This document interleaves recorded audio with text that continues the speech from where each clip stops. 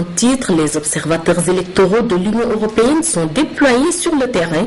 À compter de ce jour, ils vont suivre la campagne, le vote et la proclamation des résultats du scrutin. Ce matin, l'équipe a pris l'engagement de faire ce travail dans les règles de l'art, nous dit Abassor. Ils sont au nombre de 18.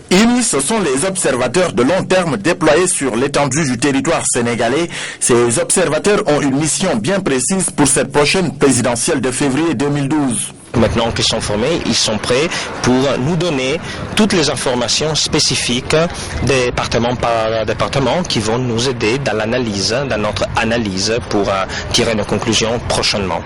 Arrivés il y a quelques jours, ces hommes et femmes de différentes nationalités ont été encadrés dans plusieurs domaines. Ils auront la lourde charge de relayer toute information relative à la campagne en rapport avec les autorités de l'État, de la Sénat, des acteurs politiques, de la société civile, entre autres.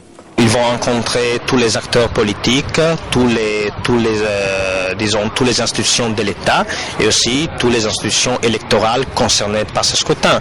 Donc les préfets, les sous-préfets, les CEDA, les acteurs politiques en général, les candidats s'ils sont de passage pendant la campagne électorale, la société civile, les observateurs nationales et les observateurs aussi s'il y a des collègues internationaux qui sont présents. Donc on cherche vraiment à découvrir tous les domaines de l'observation et du processus électoral.